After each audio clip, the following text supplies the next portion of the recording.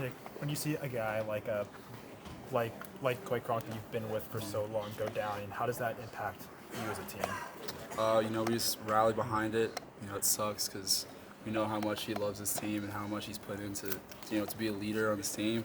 And it just really hurt. But at that point now we're playing for him, and so this season goes out to him now. And when we came in at halftime, he was right there, casted up in the boot, just in the locker room, dapping everybody up because he knew it's way bigger than just him. And so he's like, I'm just here for the team. And he's going to lead, in a different role now. What did he say when he was on the stretcher there? He was looking very animated talking. Yeah, he was just saying, keep fighting, boys, fight for me, just get this win and we'll be good.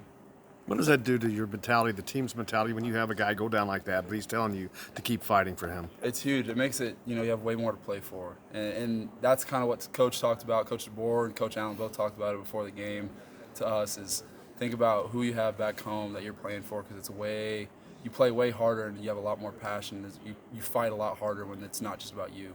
And so when he went down, it just took that to a whole nother level from where we already had going into the start of the game. Was there a player that kind of told people, hey, we should go out for Coy? Was it a coach, or was it just instinctive for all you guys to do? It was just instinctive, because first, obviously the O-line, first people out there, and once they started heading out, everybody was like, you know what, this is our guy, and so we all felt the need to do it. The ability to bounce back from last week to this week and execute at that level, how important was that? It was huge, just to show how we can bounce back and know that we have that in our repertoire, and now we just got to keep moving forward and on to the next game.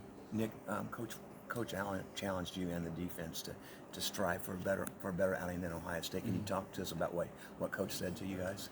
It was mainly just about passion and just having something to fight for and taking what happened 2 weeks ago and just growing from it. And we had a great week of practice and it showed today in the field.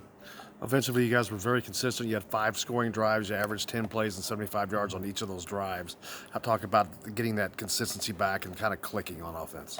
Yeah, it was huge. We got a rhythm, and that's when we're good. When we have a rhythm and just kind of have like an ebb and flow of how the game's going to go. And we just felt like at any third down moment, we were going to convert, and we didn't really feel we were in too tough a situation at any point in the game. The ability to establish a run, how did that make things maybe easier offensively? I mean, it always helps. In football, it's always best to have a bounce attack. And Stevie had a great day today, and O-line, led the way for him. And then it, led to some openings in the passing game as well. Despite the fumble on the first drive, Peyton Andrews had another strong game today.